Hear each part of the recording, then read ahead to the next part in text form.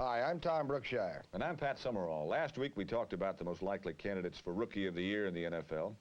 But what about the most likely candidates for MVP for this year, Tom? Who do you like in the West? Well, people are going to jump all over us. The MVP is a very debatable thing. In Denver, how about Charlie Johnson coming back from, years of play in the other division? Charlie's had a great year with Denver. He really has. And you have to consider Floyd Little, too, I think. Every year. For the Oakland Raiders, Ken Stabler finally got a chance to play. He's looked great. He's been hurt a little bit. That might hurt his chances for being MVP. And in Kansas City, who's the middle linebacker? Willie Lanier, and there's none better anywhere. In the NFC, well, you look at those Los Angeles Rams and the turnaround they've had, and you have to consider, I think, John Hadl, certainly. Boy, what a year, though, to come back from San Diego, move up north on the coast, and if you had an MVP choice right now, John Hadl would probably win hands down. I think he probably would, although, again, you have to consider other people, Harold Jackson, certainly, and Merlin Olsen. And down in Atlanta, don't tell them they don't have some valuable folks. Well, Lee might be the most valuable because he was the quarterback for the Dutchman that got him started. And Dave Hampton's had a great year, too. In this week's show, we'll see all of these players and all of the best action from last week's games. What about our featured performer of the week, Tom? Well, Pat, our featured performer of the week in the West is running back Lawrence, not Larry, but Lawrence McCutcheon of the Los Angeles Rams. This footage from this year's first 10 games, McCutcheon is 6'1", 205 pounds, a second-year draft choice out of Colorado State. The big thing with McCutcheon is acceleration. Amazing thing is last year as a rookie, he didn't carry the ball in a league game. He was activated for only 3 games for special team duty. Last week, he got 152 yards rushing against New Orleans on 20 carries. That's not a bad day.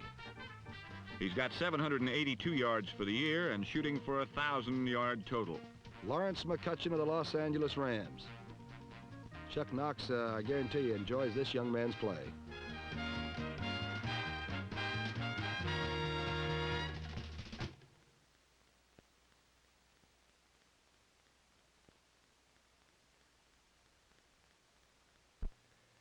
It was a big day last Sunday for the Vikings as Minnesota fans packed Metropolitan Stadium to pay tribute to a former Viking standout, Carl Koselke. Once a starting defensive back for the Vikes, Carl Koselke now returns to the Met only to watch as a tragic motorcycle accident left the former Drake University star paralyzed from the waist down. But last Sunday, it was Koselke who provided the Minnesota inspiration as the Purple Gang jumped on the Bears early.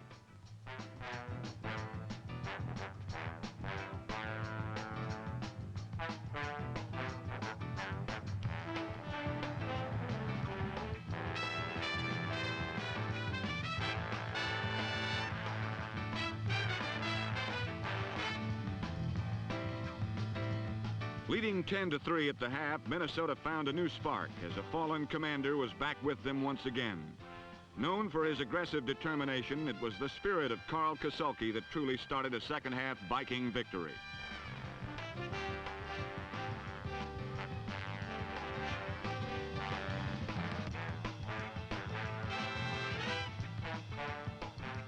The Purple People Eaters dropped in to visit Bear quarterbacks 8 times for the afternoon, rolling them for 50 yards in losses and sometimes forcing them to throw where they should not.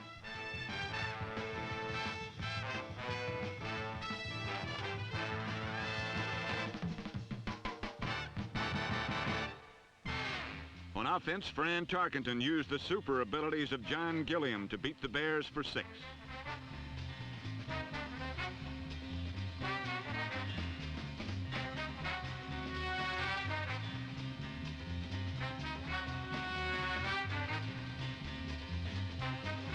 Tarkenton came back with a play-action fake, forcing one-on-one coverage by Bear cornerback Charlie Ford on Gilliam, resulting in a 44-yard gain.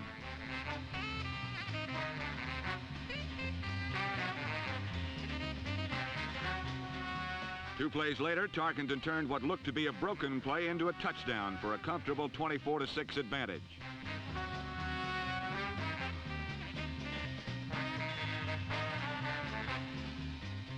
Tarkenton sat out the fourth quarter, but his offense never missed a beat as Bob Berry directed Minnesota goalward.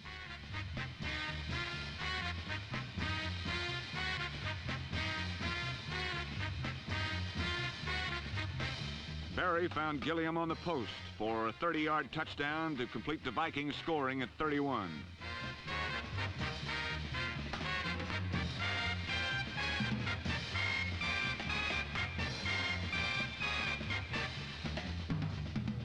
Chicago managed a touchdown in the final minutes of play as Gary Huff used a tipped ball by Viking safety Nate Wright for their only touchdown.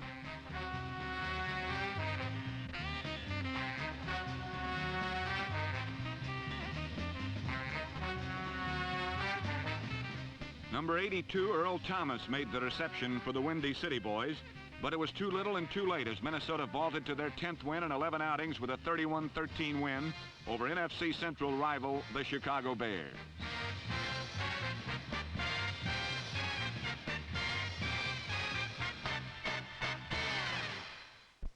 Well, Pat, before their game of the Giants last week, the Eagles didn't seem to have a wing or a prayer. The wing belonged to Roman Gabriel, who had injured his throwing arm the previous week against Dallas.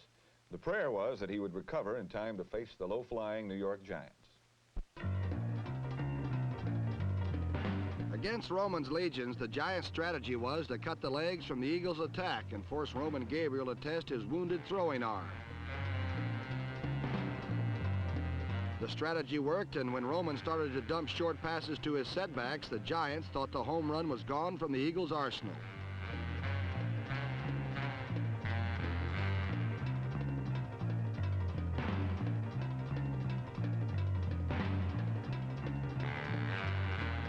But with it 3rd down and 2 from the Giant 30, Roman rose up and hit Don Zimmerman dead in stride for a touchdown.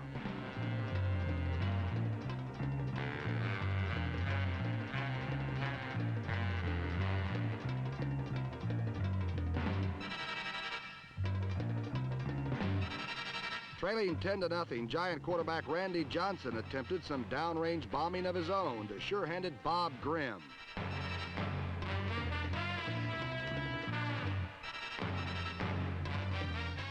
But whenever the Giants drew close, the touchdown touch deserted them.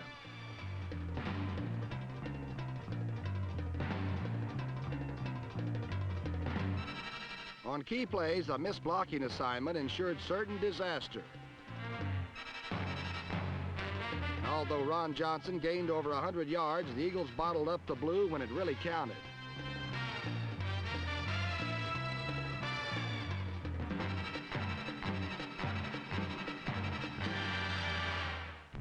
With the score 13-6, Roman Gabriel contented himself with handing the ball to number 25, Tommy Sullivan.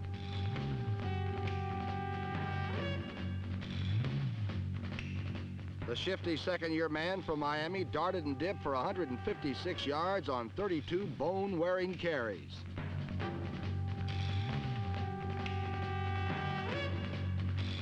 Down where the goring is the stickiest, Sullivan stuck it in for a score which gave the Eagles a 20-6 pad. But New York kicked another field goal, and then Johnson found Don Herman running free and easy in Philadelphia's porous zone defense.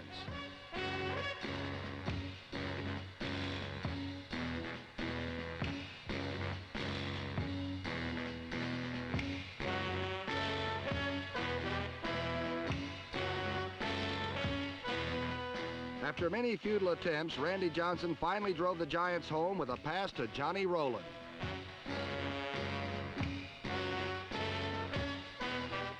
Rowland's touchdown was too little too late as Mike McCormick's Eagles won on a wing and a prayer, 20-16. The victory vaulted Philadelphia into 3rd place in the NFC East, while New York remained firmly cemented in the cellar.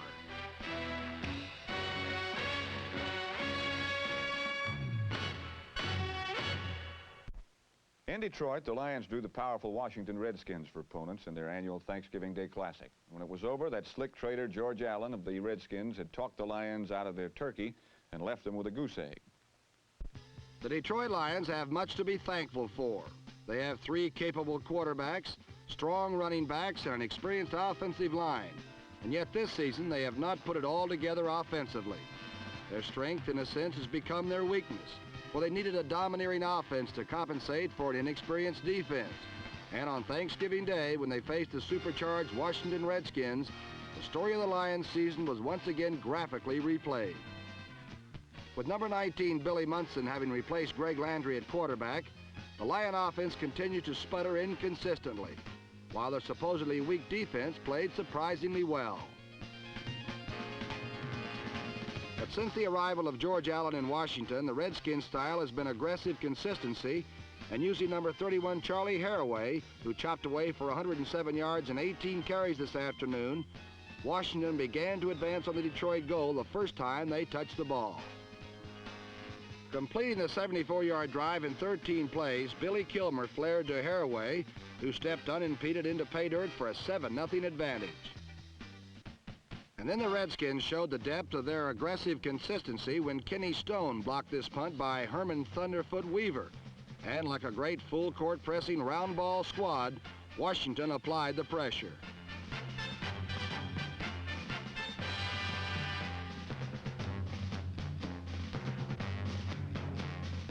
Billy Kilmer then put the squeeze on the Lions' right defensive corner man. First hitting Charlie Taylor on a little shake and go, and then sending Taylor up the sideline behind the Lions' rookie cornerback, number 23, Levi Johnson.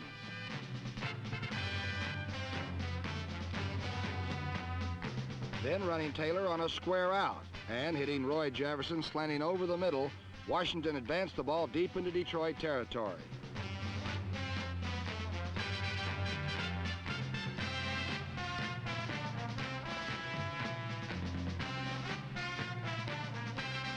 At last, completing the offensive pattern, Kilmer found Taylor in front of Levi Johnson for a touchdown, and the Redskins built a 20-0 advantage.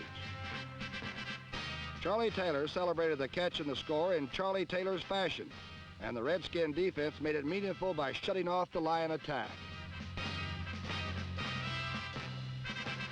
89, old pro Dave Robinson collected this deflection, and Washington killed Detroit with consistency, using offense, defense, and special teams to crush the Lions 20-0.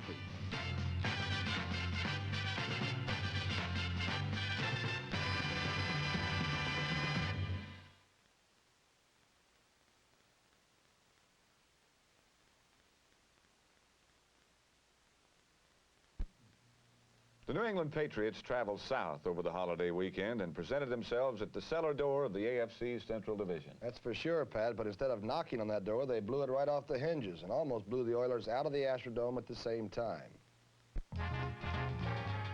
Some people think the Houston Oilers are going to get the first-round draft pick, but they're wrong because that pick has been traded to Dallas.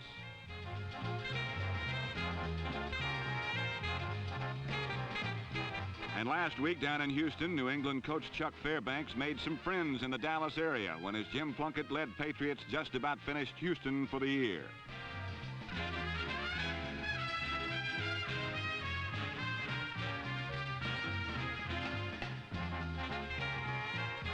While the Patriot defense stopped the Oilers cold, Jim Plunkett got things underway on his first possession when he connected with tight end Bob Windsor for 6.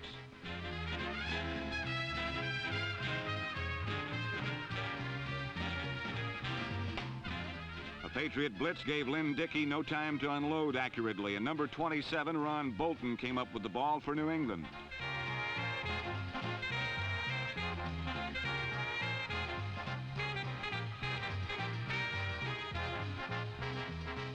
The turnover led to another Plunkett perfecta, and this time Reggie Rucker's number 33 added up to 6 more for the Yankee horde.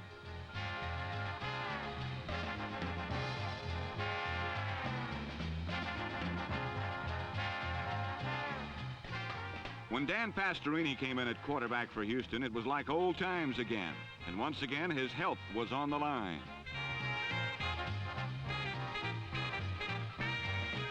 Poor Dante. First he was whacked upside the hat by his own teammate, and then he was sacked upside down on the mat by the Pats. As the replay shows, the sack was a safety as well as New England's punctuation to an easy 32-0 rout of the bedeviled Oilers. Yet one team's loss is another sweet smell of success, and over in Dallas, everything's coming up roses for next year as long as Houston continues to put a lock on last place in the NFL. With no chance to win the AFC East, the Buffalo Bills were merely trying to stay in wild card contention last Sunday as they traveled to Baltimore to battle the once powerful Baltimore Colts. Any thought of an easy Buffalo win came to a quick ending as the kickoff fell into the hands of number 28, Cotton Spirer. Spirer, a second-year man out of Texas, sailed 100 yards to give Baltimore a 7-3 first-quarter advantage.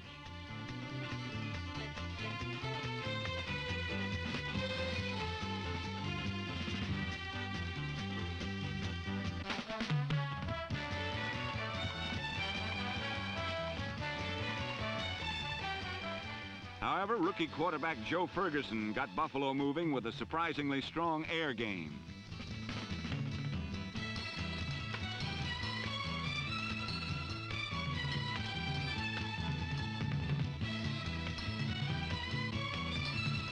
The Bills went to O.J. Simpson, springing the juice loose for 12 yards.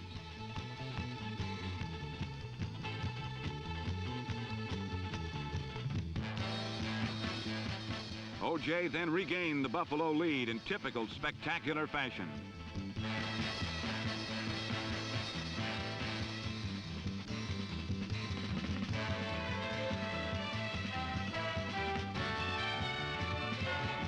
The Buffalo lead stood at 10-7 through the third quarter as the Bills proceeded to apply the pressure.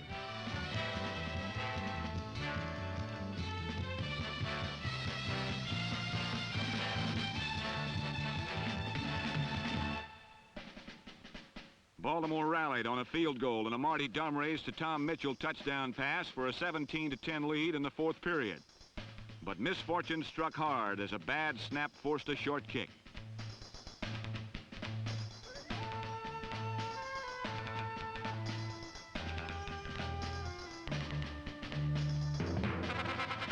Joe Ferguson needed but one 37-yard volley to Bob Chandler for the tie.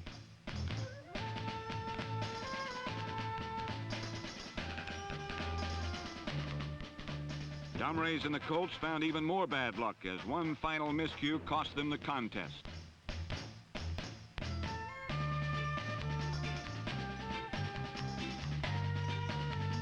Dwight Harrison's interception was the game breaker. And in a repeat, watch number 85, Walt Patulski, leap into the air, barely tipping the ball off course and into the arms of number 28, Dwight Harrison.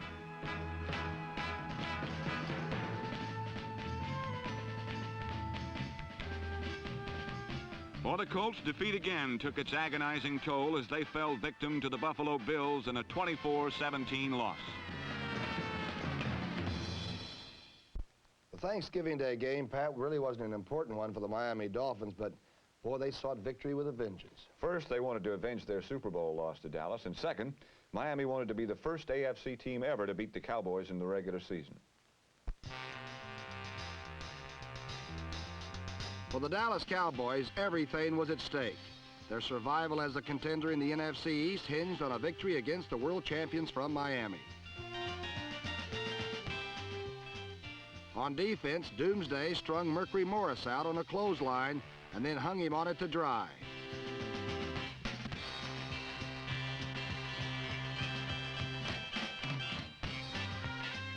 It was a brutal display of give and take. And Miami's no-name defense more than matched Doomsday's thunder.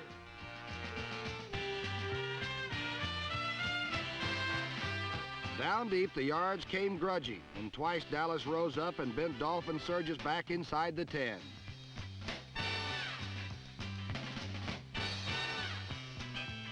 When Dallas maneuvered into scoring position, they too were throttled. Receivers that seemed so wide open and fancy-free were shut down and speared. Miami grabbed the first big break when a Roger Staubach pass was deflected into the hands of Jake Scott.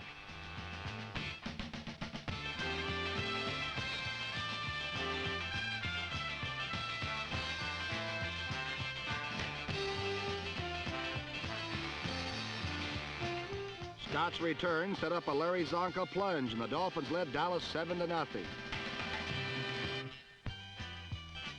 Quarterback Bob Greasy led Miami to their second score with some nifty footwork of his own.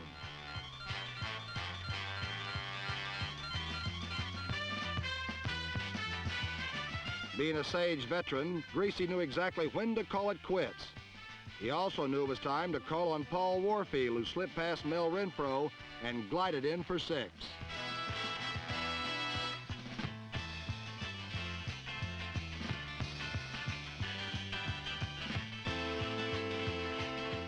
The Dallas offense was dead until wide receiver Drew Pearson scooped up teammate Walt Garrison's fumble like a shortstop.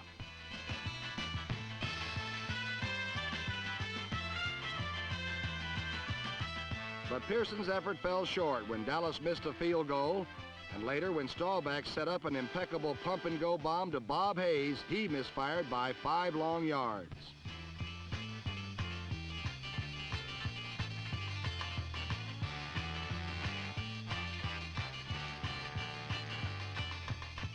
The highest-scoring team in the pros managed but 1 touchdown, and vengeance was Miami's 14-7.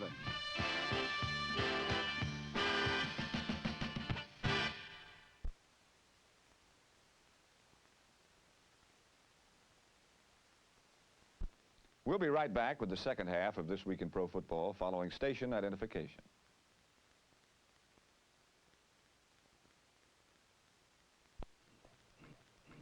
Well, there's no way to figure that silver and black enigma that's wrapped in a riddle and shrouded by a mystery, is there, Pat? It's a tough one, Tom, but 2 weeks ago, the Raiders came up with all of 3 points against the Browns, and last week they exploded for 31 against San Diego to continue as the most up-and-down team in pro football. In Oakland, the cheering this season has definitely been an off-and-on thing for the roller-coastering Raiders. But last week, when the San Diego Chargers came out in one of their wildly creative offensive alignments, it was time for Oakland cheering. Number 43, George Atkinson, put the stopper on this bohemian play. It was Atkinson again when Robert Holmes fumbled, and this time George streaked 59 yards with a bobble to make it 7-zip.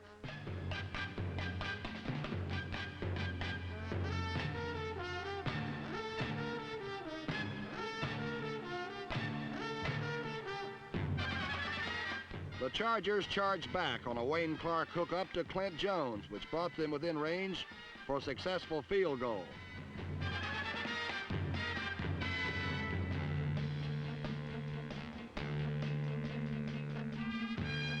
But 3-point field goals were no match for silver and black sixes last week, as Kenny Stabler to Mike Ciani started another Raider thrust.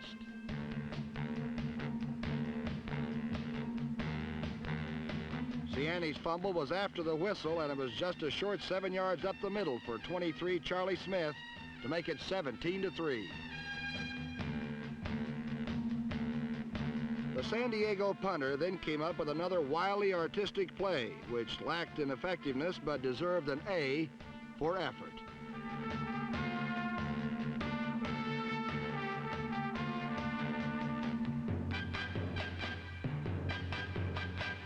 Taking advantage of this miscue, Kenny Stabler went to number 25, Fred Biletnikoff, in the end zone, and the Oakland lead expanded to 24-3.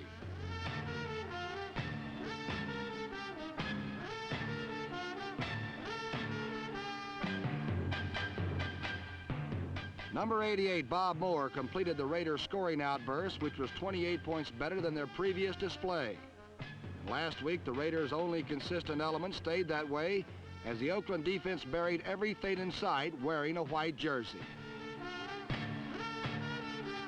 Now, if they can only hype their offense up to such dependable performances for the next couple of weeks, there may be some silver and black in the playoff picture yet. Oakland 31, San Diego 3.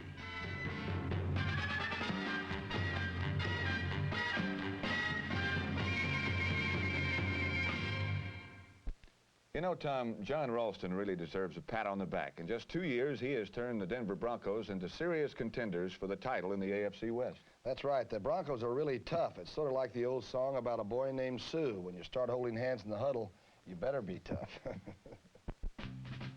It was ex-Colt linebacker Ray May who instituted hand-holding in the defensive huddle as a symbol of the new team togetherness in Denver. And now the Broncos are embracing all sorts of strange and wonderful thoughts. And one of the strangest of those wonderful thoughts was that the Broncos could defeat the Kansas City Chiefs in their showdown for first place in the AFC West. Denver has defeated Kansas City only twice in 27 meetings, but since John Ralston has taken over as the Broncos head coach, they regard that statistic as an artifact of ancient history. But very little has changed in Kansas City, and from the outset, the Chiefs worked to remind the Denver Broncos that history has a way of repeating itself. But quarterback Charlie Johnson and receiver Haven Moses are relatively recent additions to Team Denver, and they had no way of knowing that they were supposed to be routed by Hank Stram's strongmen. And with 2 minutes remaining in the first half, Haven Moses made a nice one-handed grab of this Charlie Johnson pass, to complete an 18-yard touchdown play and give Denver the lead 7-0. A repeat of the play shows that Johnson's quick release caught Kansas City cornerback Nate Allen with his back turned, and Moses took advantage of this to come back for the ball and the touchdown.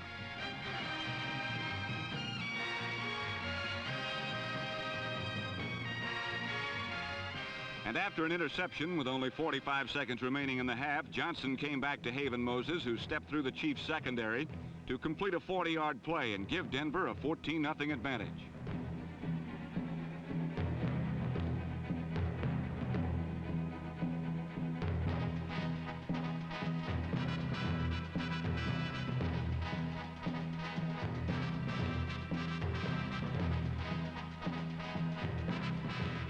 Throughout the second half, the Chiefs threatened to come from behind as Mike Livingston found Otis Taylor for consistent gains.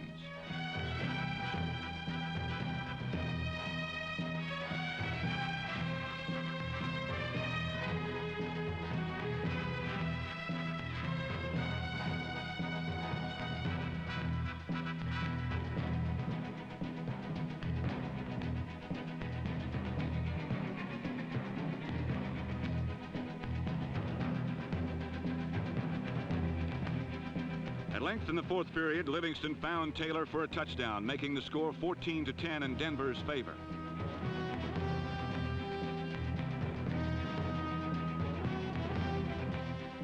But thereafter, the Broncos' hand-holding defense shut down the Kansas City threat to record a vital victory for the reinvigorated Denver Broncos, leaving them alone atop the AFC West for the first time ever so late in the season, with visions of Super Bowl dancing in their heads.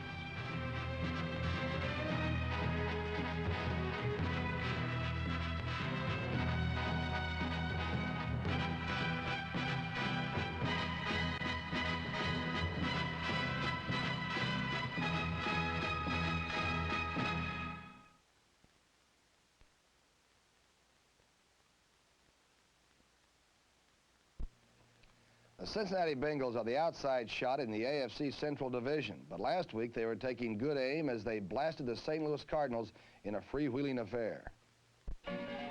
In Cincinnati, there was an unfurling of the colors of the old red, white, and blue. And early on in the game, the Bengals unfurled the colors of the old black and blue on the St. Louis Cardinals.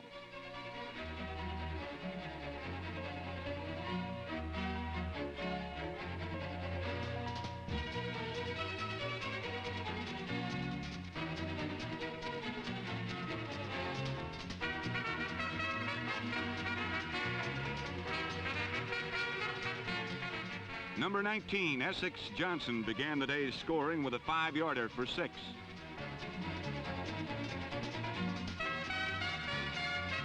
St. Louis retaliated with number 44, Donnie Anderson, who rushed for 102 yards and 2 touchdowns. The first on this pop into the end zone.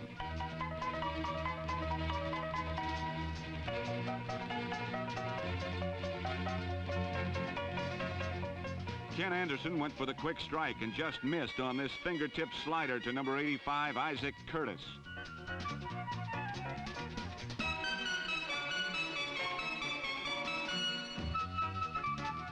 With a modicum of razzle and a pinch of dazzle, the Cardinals, too, went for the big one. But good defense by number 34, Neil Craig, snuffed it out.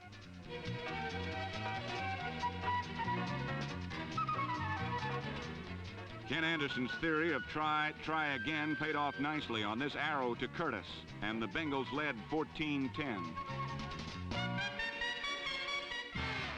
Jim Hart's theory of try again ran afoul of number 66, Bill Berge, and eventually paid off handsomely for Cincinnati as number 36, Linville Elliott, made it 21-10.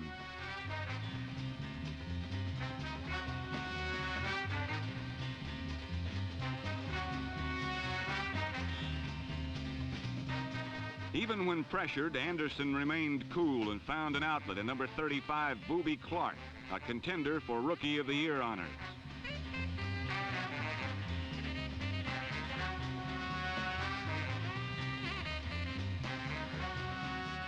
The Bengals rookies continued to shine, and first-year man Linville Elliott took home another 6 to make the Bulls 28-10.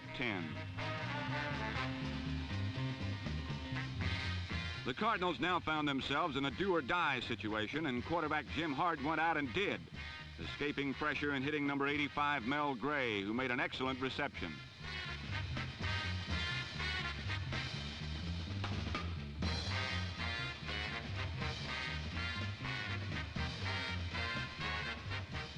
Hart continued to travel the air route and came up with an amazing bit of luck to number 21, Terry Metcalf.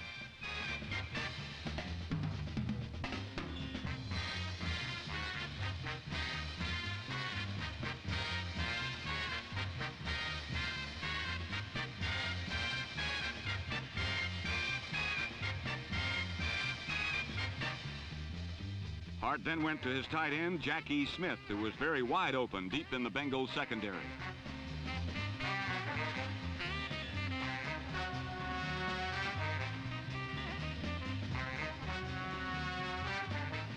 From there, Donnie Anderson gouged out his 13th touchdown of the year to lead the NFL, and St. Louis trailed by 9 at 35-24.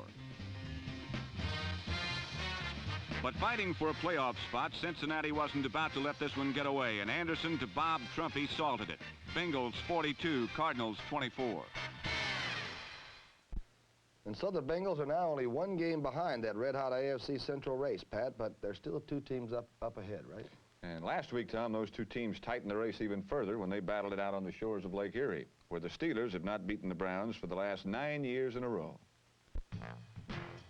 The Steelers were and still are number one, but their position at the top looks more and more precarious. Last week, it was the Cleveland Browns who were causing the problems. It all began innocently enough when Terry Hanratty, still subbing for Terry Bradshaw, threw a nice completion to tight end John McMakin for a 27-yard gain. But in a replay, we can easily see why Hanratty then had to leave the game with a sprained right wrist.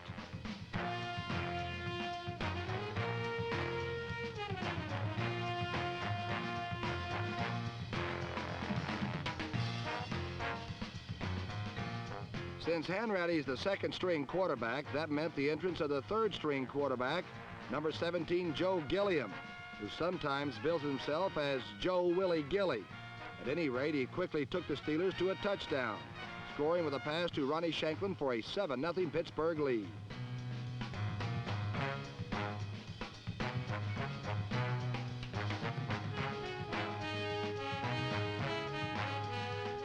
Mike Phipps retaliated for the Browns, scoring one touchdown himself, and then behind playbook-perfect pass blocking, he pinpointed Greg Pruitt slanting in. 14-7, Cleveland.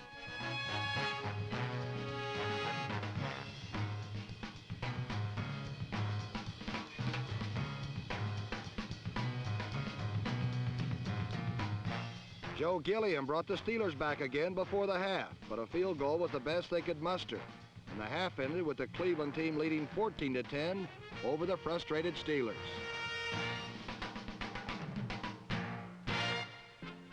Pittsburgh added 2 field goals in the second half to lead 16-14. But with only 3 minutes remaining, Mike Phipps and Greg Pruitt pulled off what may be the play of the year. You count the missed tackles, if you can.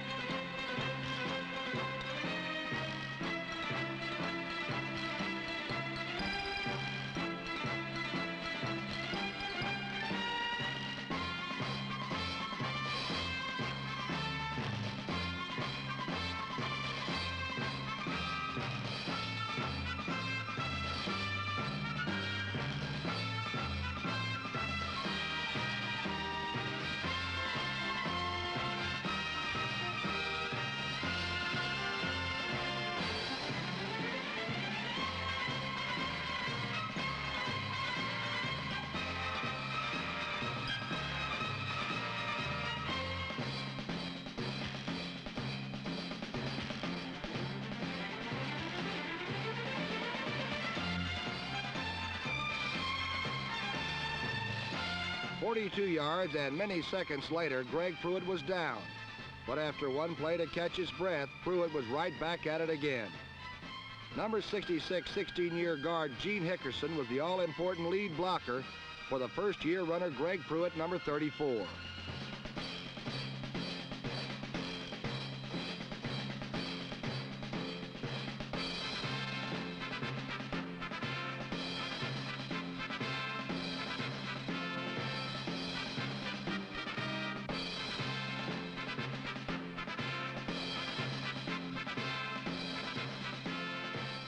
Devitt's touchdown gave the Browns the lead at 21-16 with just 1 minute remaining. But that was enough time for Joe Gilliam to complete 3 consecutive passes for 56 yards. He also got a first down at the Cleveland 15. 4 more passes yielded no payoff, and the Steelers had suffered their 9th consecutive loss in Cleveland. Pittsburgh's lead is now just a half a game over the Browns, and this week the Steelers travel south to Miami.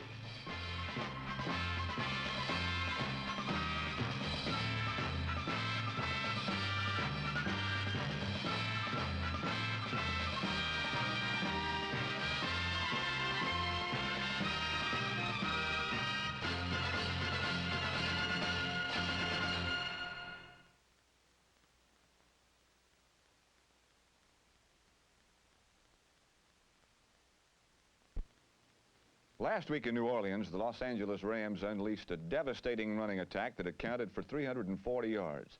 And since at the same time the Saints had to worry about the Hadel to Jackson passing combination, it's a wonder they stayed as close as they did.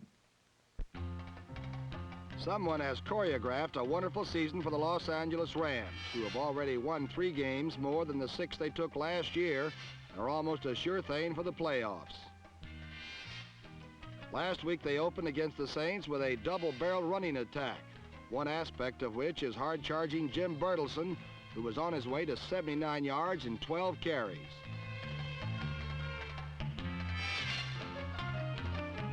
Bertelsen's burst took the Rams in close enough for a 3-0 lead.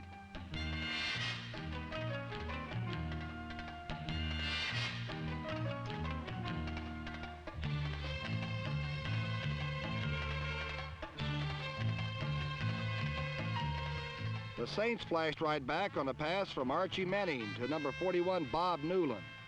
The Rams were in a little trouble and had to pull the trigger on the second barrel. The second load of buckshot is number 30, Lawrence McCutcheon, who consistently ripped off medium to long gainers. Although his fumble turned this play into a wild Saint gain, it was his only mistake of the day.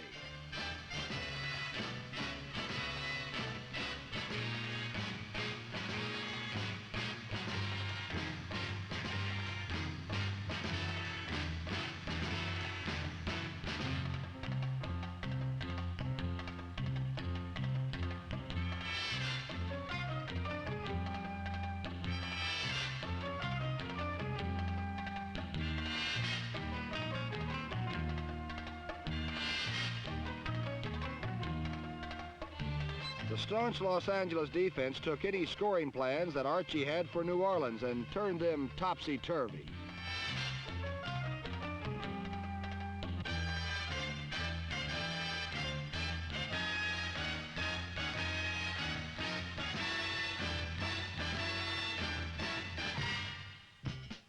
Jim Bertelsen continued his runs for daylight as he ripped off a chunk of 33 on this play.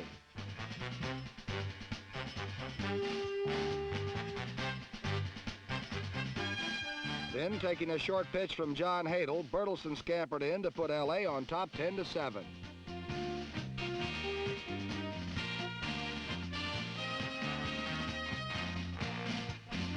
The Rams later combined a little sleight of hand and some tricky maneuvers for a hookup to tight end Bob Klein, number 80.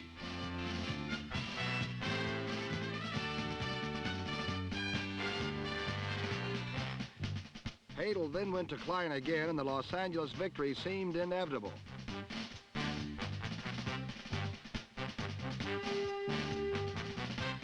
The replay shows just how wide open the 6'5", 235-pound Klein got, and makes one wonder how a guy his size sneaks clear. All that was left was for Lawrence McCutcheon to show his multi-purpose abilities as he led the Rams in receiving and rushed for 152 yards. This from a man who didn't even run the ball once last year.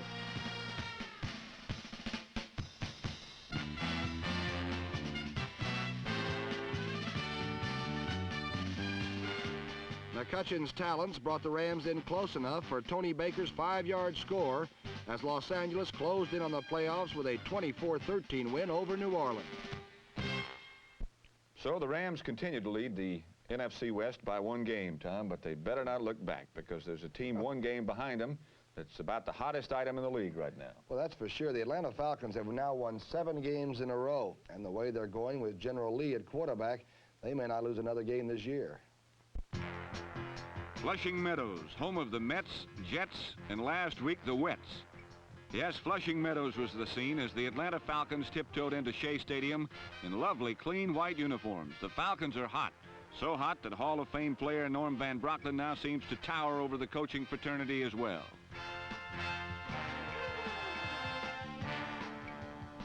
Joe Namath was starting his first game in recent memory, but the natural mud surface was to be the great equalizer. And both teams wound up with almost exactly the same statistics, including almost exactly the same number of good natural mud baths.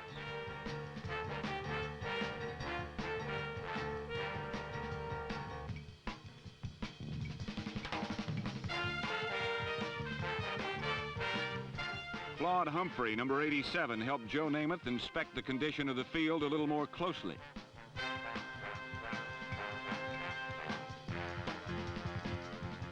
Not to be outdone, the Jets helped Bob Lee get a better look at the interesting cumulonimbus formations. Bob Lee and rookie Tom Jardine then gave the Jets a lesson in beating the blitz.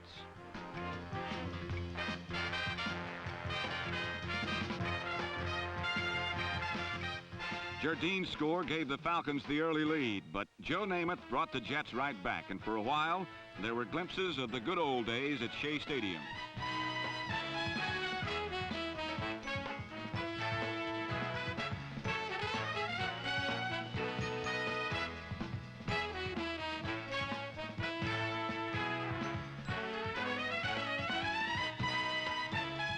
Namath capped an old-fashioned 13-play drive with a third down pass to Rich Castor for the tying touchdown. In the second quarter, the Falcons scored once again after a New York fumble at the 1-yard line, and then again when Bob Lee found his other rookie wide receiver, Lewis Neal, somewhat open over the middle.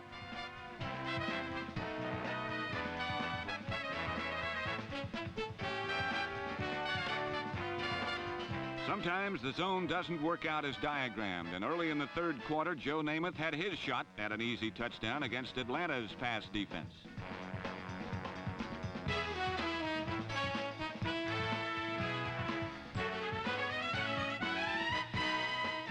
Eddie Bell's romp brought the Jets within 1 point at 21-20, but thereafter the league's leading pass defense shut down Joe Willie Mudshoes. Strong safety Ray Brown had 2 of Atlanta's 3 interceptions as the Falcons rolled to their 7th straight victory. With 3 games to go, the Falcons already have assured their highest scoring season, and with 8 wins, the best record in their history. As for Joe Namath, he still hasn't defeated a team with a winning record since, well, you remember Super Bowl III, don't you?